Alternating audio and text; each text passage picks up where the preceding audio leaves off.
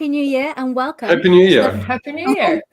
Welcome to the first episode of Not D&D in 2023. Wow. So I'm your host, Jessica, and Not D&D is brought to you by EN World Live, which is part of EN World. But this week, I'm very excited to welcome the first two guests, Sylvia and Max. Thanks so much for joining me. It's a pleasure. It's Thank a pleasure to be with you. Well, we are going to be By the way, Yeah? are we your first duo on the show? Sadly not the first duo. But and hopefully not the last. The first of this year. The first of this year. The only guests of this whole year. Fantastic. But yeah, thanks so much for coming on. So we're going to be talking about your game, Fragments of the Past. So could you give us a little introduction about who you are and how you're involved with Fragments of the Past? Do you want to start? Start you. You did almost everything. No, that's not true. Well, that's interesting because when you are a small company, you are working on an ambitious project. Mm-hmm. Like you must do a lot of things. You must fulfill a lot of different roles. For example, in this case, I was the writer, the game designer, and the illustrator. Mm-hmm. So and actually also the graphic artist. I did also the layout for the book. So you are a human bundle.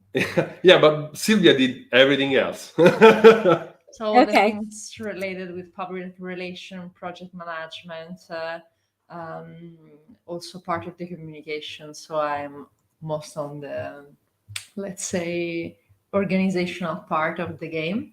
Mm-hmm. She's the smart one. I am, the guy who do the sketches and the doodles for the book. Excellent. Good to know. And that's why I was talking to Sylvia before we started the show. So we were organizing everything. So that makes perfect sense. So as we mentioned, we're going to be talking about your game Fragments of the Past, which is absolutely beautiful and stunning. But before we get into talking about that, if I could ask you about your background with tabletop RPGs and when you first started playing. So can you remember the first role-playing games you played?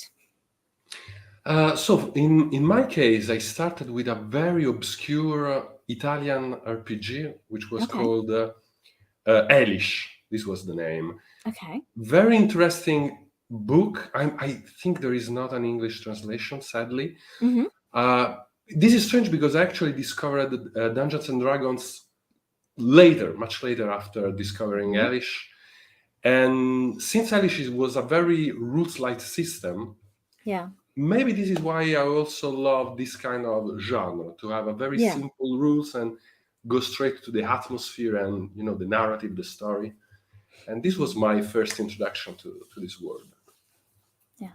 In my case, I was a later gamer. So I started at the university with Vampire the Masquerade, and he was my master at that time. So yeah, this is all his fault. Yes. Yeah, exactly. Ruined their life. Amazing. No, that's really interesting to hear you say the first game you play informs your kind of the games you like, because I'm the same way. I didn't play D&D first. It wasn't my first game. And what was your first game? It was a hack of World of Darkness, actually. Interesting. I played. Yeah, it wasn't actually using that game, but it was a kind of a rules light hack on it. So that was kind of what I played. So that's kind of the games that I lean to as well. So I think it's interesting to have someone else on. Most people have D&D as their first one, so it's nice to have people that are not. So obviously, you started playing games. You're playing games at university and things like that. So when did you decide to start making games and creating them? So actually, I started developing games as a video game developer for my company with a friend of mine. His name is Antonio. We founded this indie company called Dev9K, which is also the publisher. That is also the publisher of our book. But we developed video games. Okay. But there was always in my mind this dream of publishing and creating a tabletop RPG. I played a lot of games both with Antonio, my business partner, and with Sylvia. And actually, we started playing Fragments of the Past much before then it became a But it was one of those dream projects. Like, oh, I'll Mhm. never be able to do it. Let's just play. It was for us, as a group of friends. Yeah.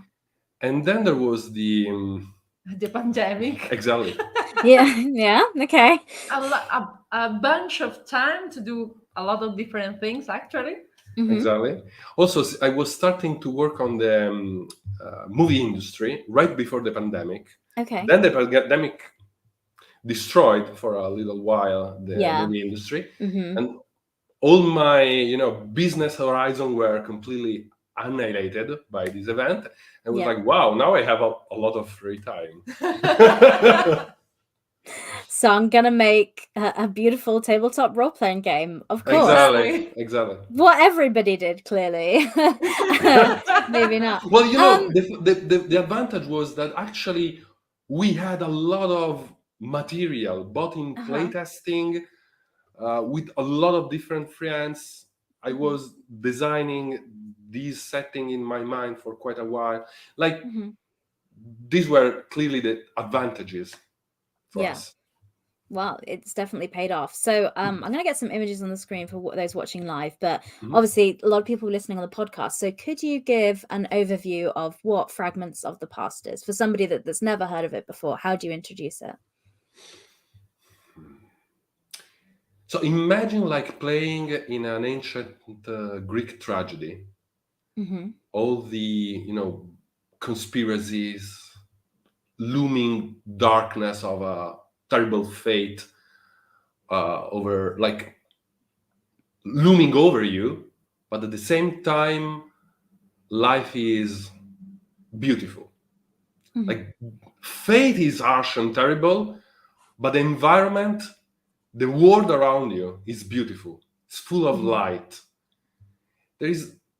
There is always, like, for example, I don't know if you are familiar with like reading ancient poems like the Iliad, for example, or the Odyssey, but there is also this contraposition of terrible things happening, but the world is still beautiful and life is worth living. That's the kind of experience we are trying to give to the players with this game. What do you think? I think that you perfectly convey the feeling of the game. We are both lovers of the archaic world, and actually, we the visual of Fragments of the Past were very much inspired by a journey we did together in Sicily. Yes. Oh wow. Yeah. During that journey, we had, like, how can I say, like a sort of enlightenment. Yes. And that influenced kind of the theme and the artwork from the style for the game. Amazing. Yes, it's something that was always inside of us, if it makes sense, as I told you. But that travel, that was right 2018. Yes. Yeah. Happened at the right time, let's say, to give a specific epiphany, and a sort of a moment in which you realize things that were important for you. Okay, fantastic. So to go into a bit more detail about the setting, so like you say, it's very inspired by kind of Homer or the Iliad and those kind of great epic settings. Tell us a little bit more about kind of your world, because obviously it's inspired by those settings, but this is its own unique kind of setting in itself. Right. So Fragments of the Past is in a world which is not our world. For example, there are two moons, and all the cultures and civilization of Fragments of the Past are not like the fantasy version of, let's say, the Greek or the Egyptians. Yeah. They are completely different. Of course, there is a strong influence of those ancient cultures, but they are not as I said, the fantasy version of them. That's why sometimes I always love the Silmarillion and the Tolkien universe.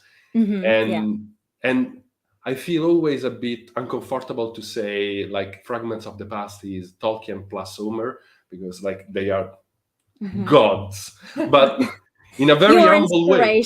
Yeah, exactly. In a very humble way, because if you think about it, Tolkien didn't create a fantasy version of medieval age or United Kingdom.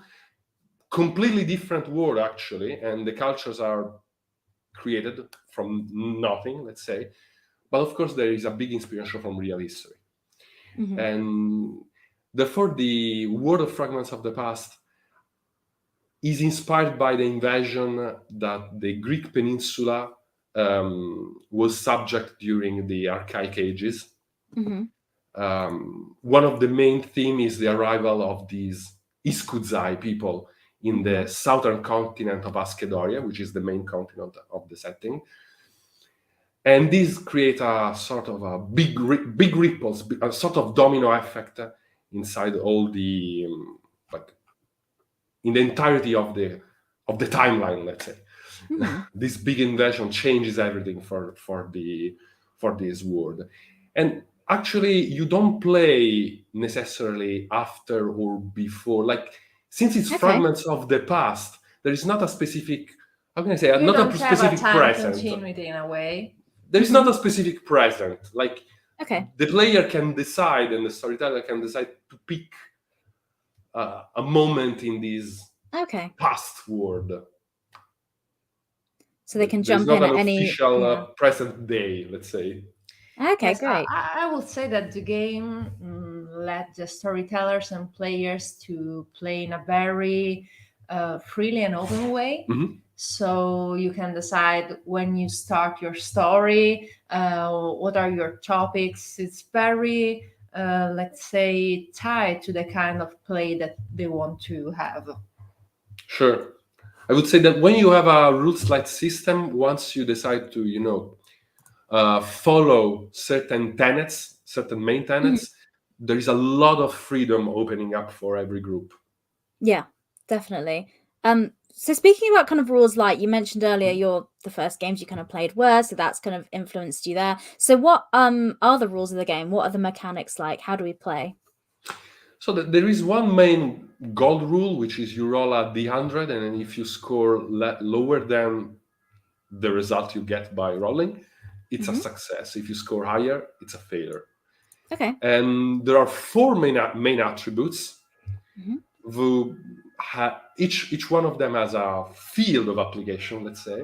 So, for example, Soma is the attribute related with everything connected with the physical body, while Sarx is social and charisma, Pneuma is the intuition and spirituality, while Psyche is the rational mind, and everything connected with understanding. So whenever you want to make a roll, you roll on the attribute more closer to the action you want to make, right? And that's the core of the system. Connected with this core element, there are the epithets. And do you want to talk about the epithet? The epithet basically explains your past experiences. So it's the match between the narrative side of your character and the mechanical one.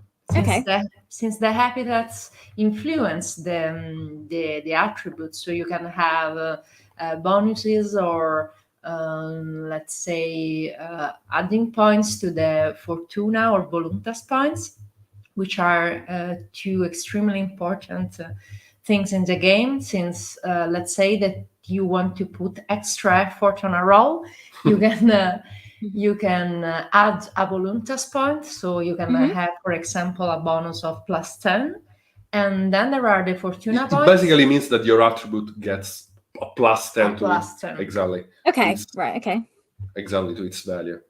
Yes, Voluntas is for literally emphasize the fact that you're putting an extra dose of effort. Exactly. And then you have Fortuna points that basically are fundamentally used to save your life, because you can spend 1 of them for each session. Only 1 for each session. Only 1. Yeah. So better to be not a second occasion.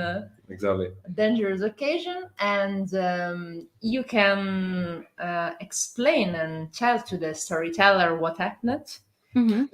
Let's say that you can change, like something terrible is happening, you spend a Fortuna point, and then you can how to say that in English, like take narrative authority. That's in a way. Right. Okay. But there is a caveat. Okay. Because when you spend a fortuna point, you get a hubris point. And hubris is like arrogance. Yes. Yeah. Right? So the higher your hubris is, the more terrible the storyteller can be towards you. Okay. Like So a higher up level the ante, yeah. Yeah, exactly. At a higher level of hubris, it means that you have made the gods very unhappy by your action. And the result is that you may find yourself in a terrible storm while, trying to cross a sea, or there might be an earthquake or an epidemic in your city. Or you can find a beast in the forest. You can find a pack of wolves. Like, you don't want to have a higher hubris. That's yeah. Exactly. It's more risky. Well, maybe you do if you want an interesting game and you want it to be exciting. Well, what happens is that you end up, whatever you do, you will have hubris points. Exactly. That's the game is built in a way in which your hubris point will increase no matter what you do, but you have way of purifying yourself. Like, this is a way. This is interesting because I saw how much players while playing becomes superstitious because in order to purify yourself, you must make ritual or sacrifice or pilgrimages to the sanctuaries of the gods, and therefore I saw how much players literally are forced, let's say, to role play their character because they don't want to have a high hubris, so they become very pious, very attentive to the exactly, very careful to don't anger the gods. Exactly. Well, yeah, it seems like you have to in this world because the gods are, like you say, kind of like inspired by Greek. They're real. They're in the world. You can interact with them, and they'll yell back at you. So, yeah. That's interesting because that's another, I think, interesting theme of the game. Like, the gods are a powerful presence. Yeah. But they are never like, how can I say? There is always a degree of mystery in their appearance. Like, let's say that you have a high hubris, and there is an earthquake. Okay. Let's imagine it from our perspective. If there is an earthquake, we think there is a natural disaster, and we think about tectonic disalignments, right? We don't think anymore about the gods. Yeah. So it's a way of framing your world of view. Yeah. Nothing happens in Fragments of the Past that clearly states, hey, I am a god, I'm sending you an earthquake. Right?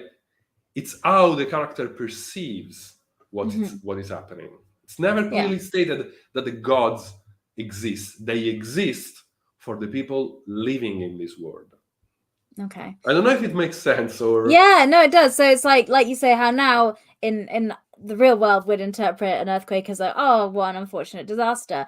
But in this world, and also I think in kind of Greek fantasy and things, something bad happened. What did we do to anger the gods? This is clearly why it happened. So for example, I remind when I was at the university, I can't remember the name of. I read a very interesting book about ancient history written by an English historian who said something like, it was talking about ancient history, and it was like, it's not important if the gods and the oracles exist or not. When you are talking about ancient history, they existed for the people of that world, and therefore for them they were a real thing. Exactly. And therefore the oracle worked because the people surrounding that cultural world believed in the oracle. It's like a spiritual placebo in a way, maybe. Maybe. Or maybe they're real. Right. Exactly. What do we I don't know? For sure. I don't want bad luck, so like the live stream exactly. goes down or something. I was just thinking maybe if I bad talk it too much, like the internet will die. Exactly. That's the modern let's not go there, interpretation too of it. risky. Okay. But yeah, so I loved how you were talking about I've got a piece of the character sheet kind of on the screen here, and just to describe it for people on the podcast, we'll put a link in so you can check things out. But yeah, the way you've laid it out is all this kind of swirling and kind of pattern like that. Is that layout down to kind of the relationship between the different elements that you were talking about? Also, like as you said, these lines are connected, like connects the elements in a graphic way. Yeah. But they are also a sort of how can I say, a sort of little secret that it's not yet announced in the game. Like it will be like, yeah, exactly. It's like a little thing that the more like we have plans to write other books. Okay. And this kind of design will become like, so this is an Easter egg I've just called out. Now I get it. Okay. I've just found an Easter egg then. Okay, good to know. Right. So everyone, like, maybe check out the image on that and see if you can figure out what that's about. But okay, interesting. That's really interesting. That the design. If you look at the map of the world, like if you go back to the cover of the books. Okay, right. You see that there is that circular thing. Oh, well, that's in the background as well. Yeah, exactly. Okay. All right. There's some symbols going on. Okay, that's really interesting. So clearly the art and the graphic design is linked mechanically with the games and narratively in a storytelling way. Yeah. Okay, let's talk about the art a little bit more. So Max, you did a lot of the art, is that correct? Yeah, I painted and everything. Wow. How long did that take? Because it's a seriously, absolutely beautiful collection. Thank you. How long did that take to do all that? Like, there's so much that you've done. Yeah. A lot. Yeah.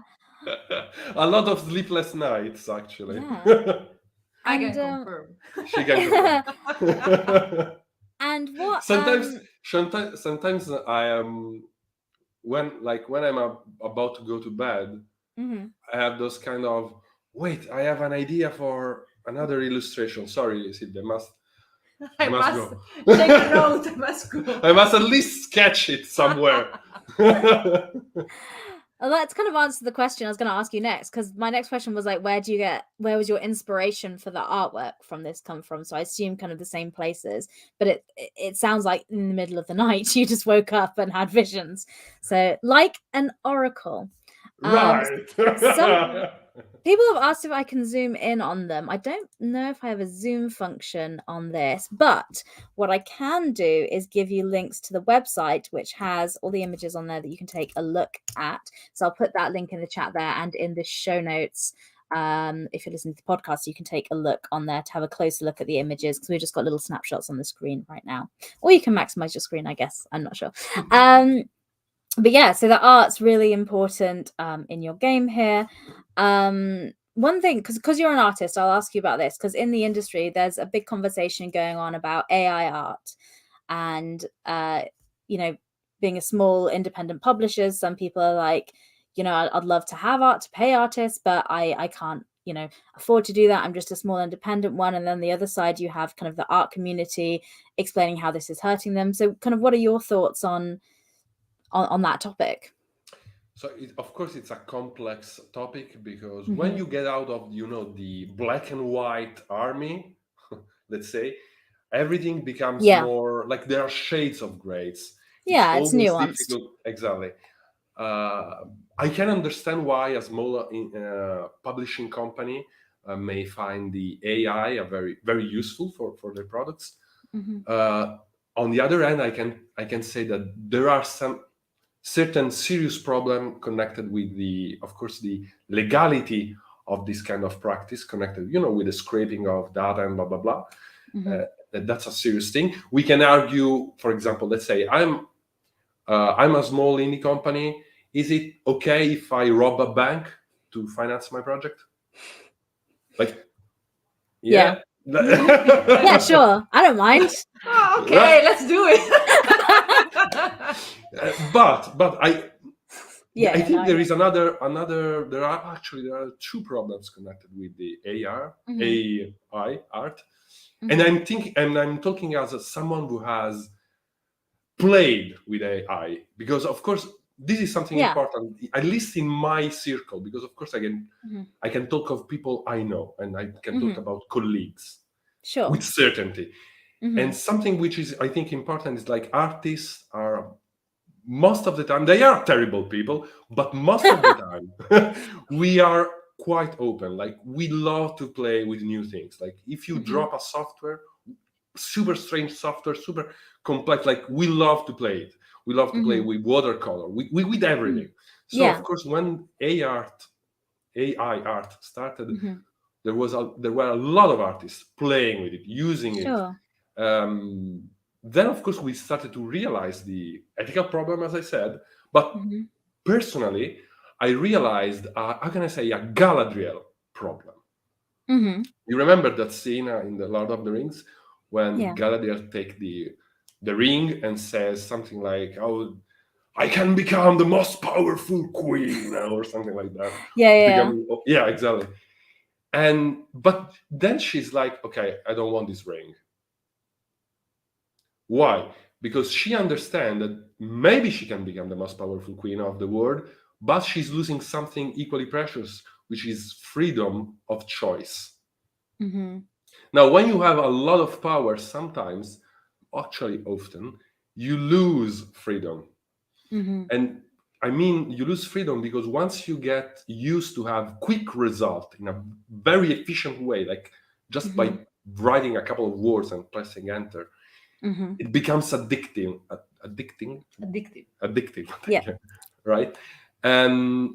But you have an illusion of control, because writing a series of words is not so specific. It's not so specific as designing an artwork. If you give a prompt, a brief to 3 different artists, exactly the same brief, they will produce completely different outcomes, right? Like, text and visuals are not so closely related as we may think. And therefore, when you have an outcome, like if I am an AI artist and I have an outcome, I can persuade myself that the result was what I had in mind, but probably it's not.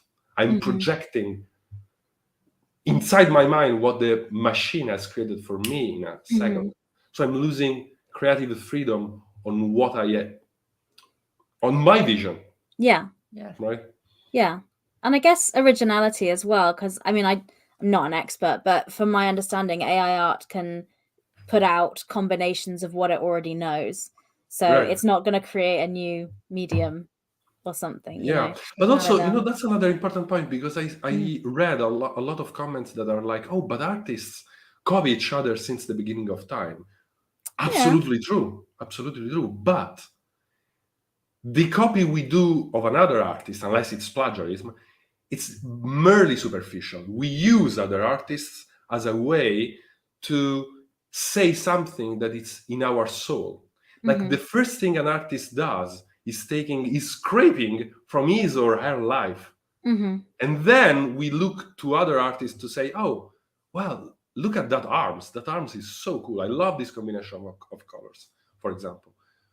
But removing, your your personal experience, your life from the work, it's very sad, I believe. It's like, if there was a machine that would make love for you, would you do that?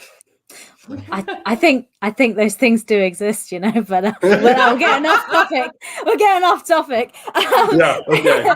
Thank you very much for talking about AI art there. It's I know it's topic a lot of people's opinions on, but I just thought, as somebody who works in the industry and is creates art, and it's so important to your book, I just thought it'd be interesting to have your perspective. So thank you for sharing that side of it with us. I'm going to bring us back now to talk about kind of fragments of the past, because in the first slide there's a range of books here, and I understand it's not just the role-playing game. So could you maybe, Sylvia, could you talk us through the kind of collection and what this all is? So the first book we published was the narrative art book, which is the first on the top at the middle. And it was a collection of fragments and illustration. Basically, it's like a collection of myths and poems. And actually, at the beginning, there was just this one. And then we started to think to publish also the RPG, since we were playing it for a long time. So why don't start to work on it? And then we created the core manual, which is the one on the left, with this gate, and then the other on the opposite side is the collector edition. The collector edition has some specific enhancements, like additional pages, habitats, and a dedicated cover, as you can see. And then there is the last one that is a very, let's say, nice story behind it, since it's the collection of a lot of sketches and ideas that are behind the illustration of Fragments of the Past. And there are even some sketches that I did while being on that trip in Sicily that I mentioned.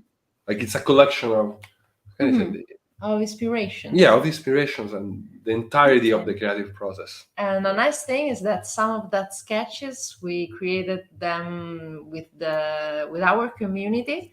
So while we were doing live Twitch drawing session, we chat and discuss together how to represent things, how we imagine some cultural aspects, jewels, dresses, rituals, and some of these sketches are the fruit of this experiment, let's say.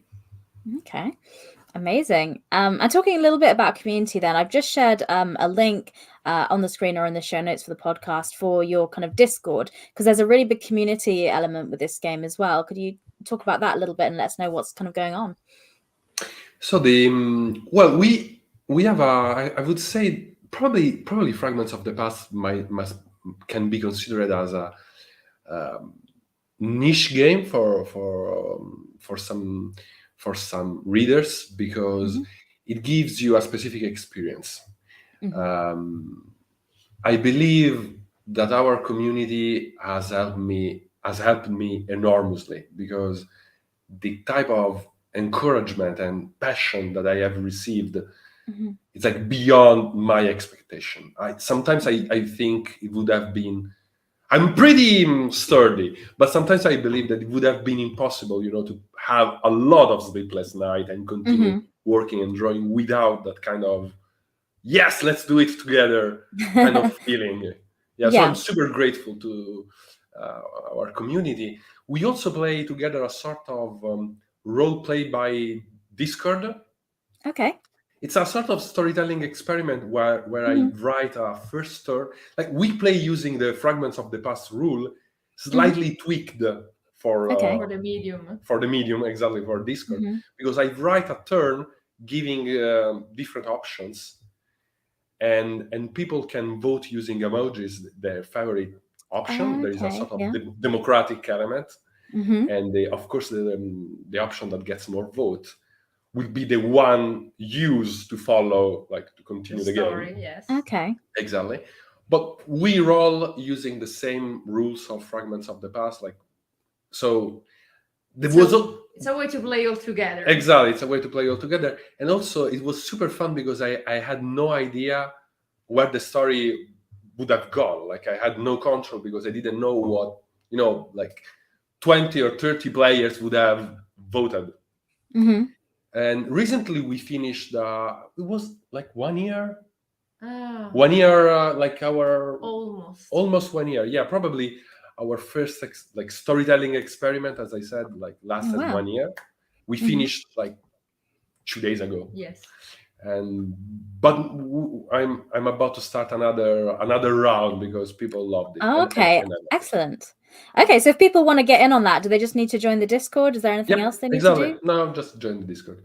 And the rules of the game are so simple that you can download for free the quick start, and they are all present in a 2 pages cheat sheet, exactly. Yeah, I was going to say that. I find, because I think sometimes some people find trying a new system a bit intimidating, because you're like, oh my goodness, I have to learn the new rules for this whole game, and that can be a barrier. But I'm so glad you mentioned, the cheat sheet you have within the book that's just 2 pages is really fantastic, because it's 2 pages summarized all the rules, so you could literally have that printed out and just on the side if you're a bit unfamiliar or unsure, which is so helpful. And like you mentioned as well, you have the kind of free quick start on your website there, which is on the screen or linked in the show notes. So if people want to check it out and dip their toes in and have a look, that's a really good way before they fall in love with the game and invest and buy the game, obviously. Speaking of purchasing the game is available to buy on your website now, and you chose so launched in kind of November, and you chose not to do any crowdfunding for it. Is that correct? Yeah, absolutely. Why did you make I mean, a lot of people doing tabletop games choose to go the crowdfunding route. What made you decide not to do that for this project? Do you want to take this question? Yes. Take the question. We decided to don't do a crowdfunding since we basically decide to give players a finished product. So while speaking with our friends a lot of time, especially due to pandemic or in general, it's a trend of the last year. Sometimes it happens that you pledge something and then you forget it for 1 year, 2 years. Yeah. And then they receive even more sometimes. And then they receive this package. So what is this package? Exactly. Whatever they did. And in a way, we have the advantage of having the possibility to finish the game. It took more time. You have, let's say, to invest up front on a lot of different things. Let's say the professional editing in English and a lot of different stuff. But in a way, we have decided to do that since to broke also this trend that you pay a thing and then you don't know when you will receive it, and then also you have, let's say, more control of the project, because if you do everything in-house, you have basically the possibility to do more iteration, check for, let's say, other version mistakes. You can have more time to edit. And for example, we decided to go with print on demand, and we tried several kind of services. We do a lot of print. Print tests. Yeah. So we had also the possibility to choose. Let's say at the end we picked Lulu because they changed a lot their policy in the last years, and now they do incredible print products. So we were really satisfied because since, as you see, we have a lot of colors, a lot of bright images. For us, it was a very important step. So we decided, if we won't be able to have a publishing service that is able to give justice to the images, probably we will have done it only on digital. Yeah. If the print quality was not of the highest level, I just prefer to have it digitally. Definitely. Instead of, having something which is Yeah, no, that makes sense, because the artwork is such an important for the theming of the game, and also, as we've learned, mechanically, and also there's Easter eggs hidden in the artwork, apparently.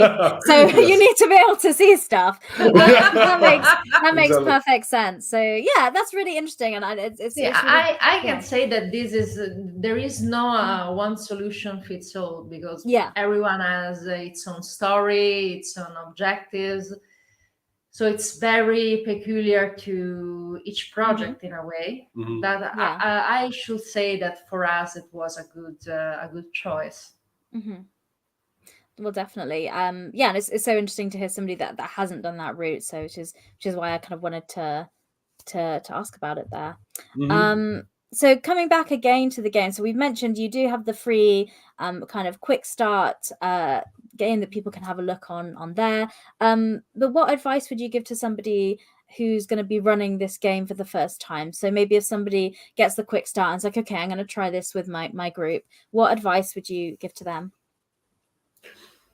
So first, I would say it's a very predictable advice, but let me say it again. Let me say anyway. Own the game. Like, the setting is actually extremely deep, if I can say that to my own setting. But there Yeah, is sure. a deep backstory and a lot of things going on. There are some players, like, which actually one of the players has transformed himself in the Italian editor of the text, Okay, yeah. Gaetano. So let's thank also Gaetano for his work on the book.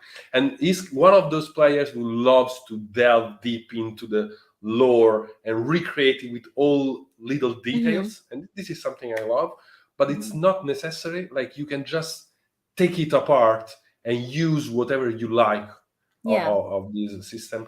One thing I think you must preserve if you still want to say, I'm playing Fragments of the Past, let's say, okay, because you can literally remove everything, but there is just one thing, which is the core system, which is the relationship.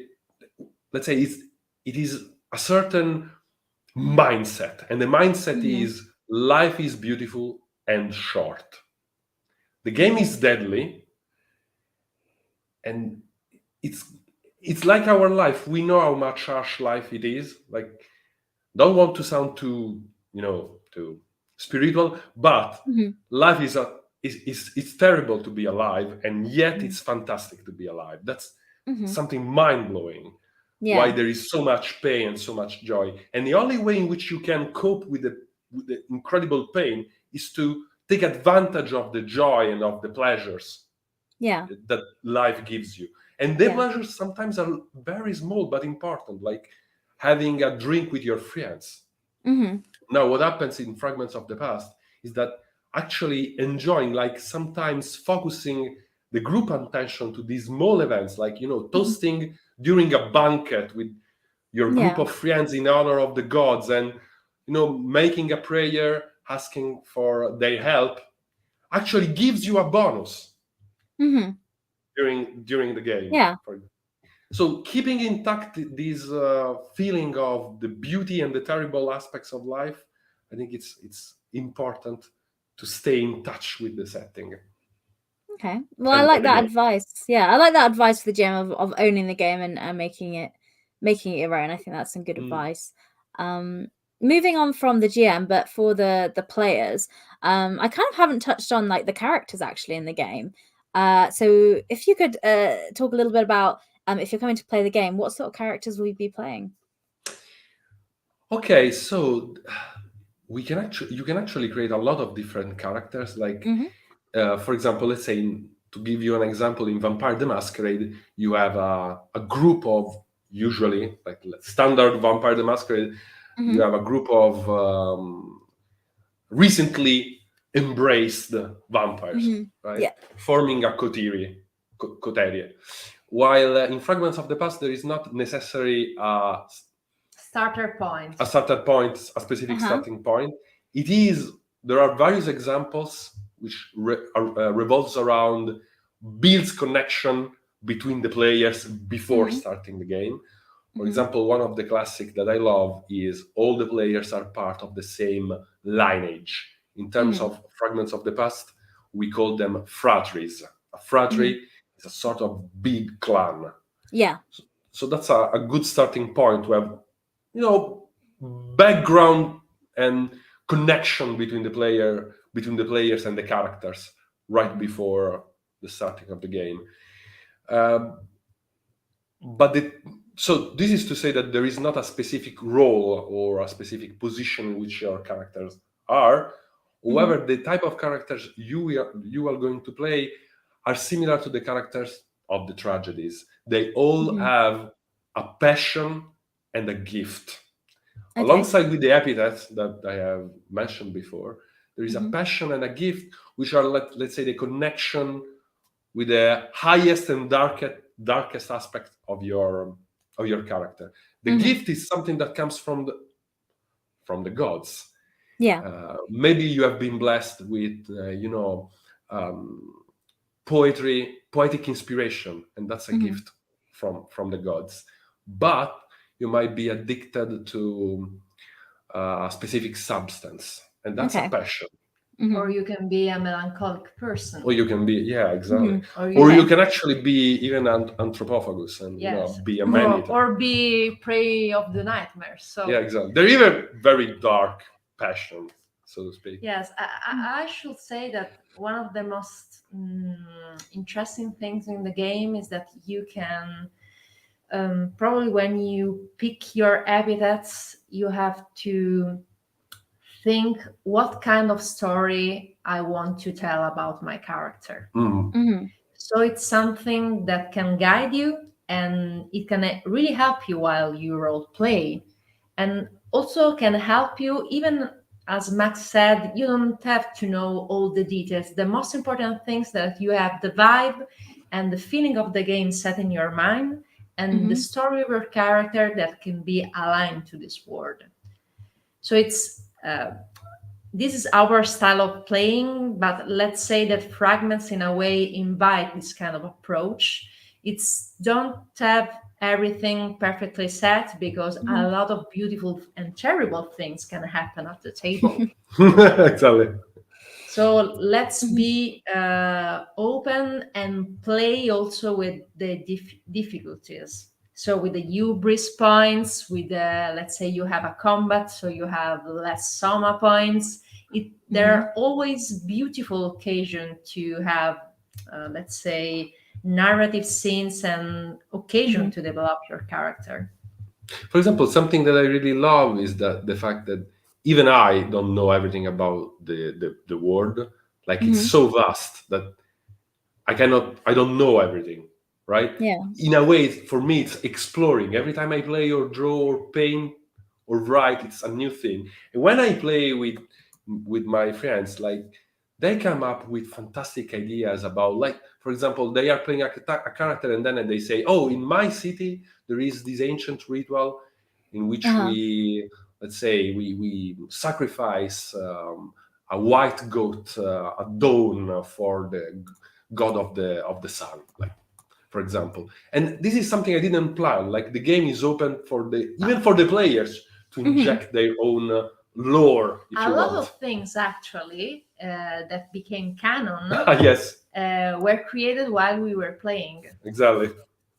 Amazing. So players can kind of jump in and add to this world that already exists, and that's something that I consider fundamental. Amazing. Well, okay, we talked about the rules, we talked about the art, we talked about the mechanics, we talked about the characters, the game master. Is there any questions I forgot to ask you, or anything more you'd like to share about the game?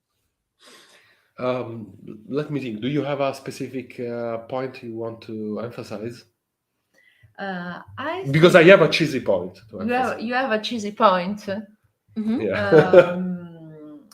The thing that I want to emphasize is that, for example, when we discovered this thing while playing with the others, play testing, and then when we opened the Discord server, this became even more evident. There is something specific when you join the community that is not only, let's say, a bond with the past, with these forgotten cultures, but in a way it's what Max was saying before, like the pleasure to stay with others and share beautiful things. Like this game give you the tools to revive some beautiful aspects of your daily life in a way. Okay. Well, that's also very cheesy. Cheesy. Let's see if you can be more cheesy than that. I think I can be more cheesy. Go on then. Let's try and because I think something that people will get when reading the book, it's the love that everyone like for us as a group was fantastic experience creating it. And I believe that just by looking at the pages and browsing the book, you feel that kind of joy we experienced. Not Not that It's not bad. too Right? much, Not that Very, bad. not too very much cheesy. cheese. No, well, like I get it. Who doesn't love cheese? It's fantastic. Yeah. We've just had Christmas and it's a big thing over here. That's fine. I love it. We do have a question for somebody watching though. So they've said from your many fragments of the past games you played, do you remember one case where the gifts kind of created a truly unexpected situation or outcome? Okay, the first I can remember is when one of epithet helped a character to seduce the villain of the story of the tale and completely transformed it into like an ally and completely derailed the tale from my expectations. That feels like that's literally in the Odyssey, isn't it? That happens with Right. Cersei. Yeah, that feels so in keeping with the setting. Exactly. It should be a human thing. Might be. Yeah. But do you remember something from the game we played together? For example, I remember that the Hierophant epithet was born thanks to Fittile, because she did that huge sacrifice. Well, it happens sometimes that some of the epithets that are in the book are actually have been created after a player did something that was so amazing that I was like, oh, now I need an epithet for that. Yeah. For that moment. So it works kind of both ways. So the situation happens and then you need to change it for that. So Exactly. Yeah, I like it. Well, thank you very much for your question. If people have more questions about the game or want to get in touch with you, where's the best place for them to do that? Probably Discord, I would say. It's the Discord. way. Yep. Okay, great. So that's linked in the show notes and in the chat there if you want to go join and have a look there. And also, you're about to start a new online group game of that storytelling experiment. Absolutely. So now will be an excellent time to join and jump in there. Exactly. And you can get the free quick start rules as well, which we've shared as well. So you can get a look at the rules and try it out and see what you think. Well, thank you so much for coming on and being excellent first guests of 2023. You are the best guests I've had all year. And you cannot lie. I can feel the wind in my hair. Okay.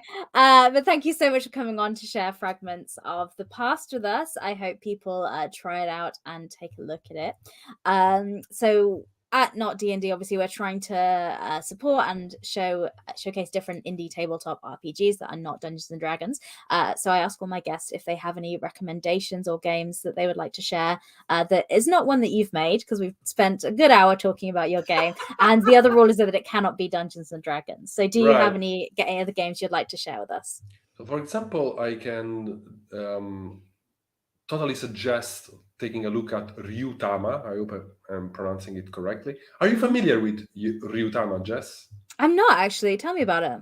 Okay, so Ryutama, it has a very strong atmosphere, beautifully drawn and executed. It's sort of a Ghibli-esque kind of experience. And it's about a journey. You play as a group of characters that are doing a journey. It's not even important why you are doing the journey. The world is created by the interaction of the player and the storytellers while they are playing. The storytellers as actually a character inside the game, because the group of players is helped in their journey by a sort of a spirit dragon, who is actually the character of the storyteller.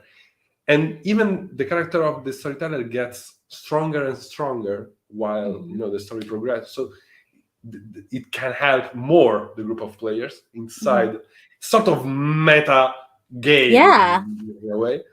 But I really love the kind of atmosphere and rules light, very simple. And be ready for cuteness. And it's super cute. Amazing. That sounds good. What was that title again? Ryutama with Ryuutama.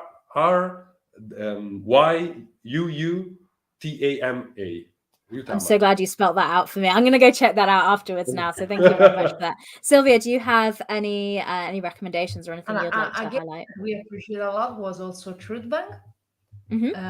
We played it and we find it extremely interesting also because it's able to convey this atmosphere of the northern culture, which is not the, let's say, mainstream kind of say Vikings, orcs, or this kind of stuff. Plus, it has these beautiful drawings, and I think that it is a nice way to rediscover and we reapproach this cultural world.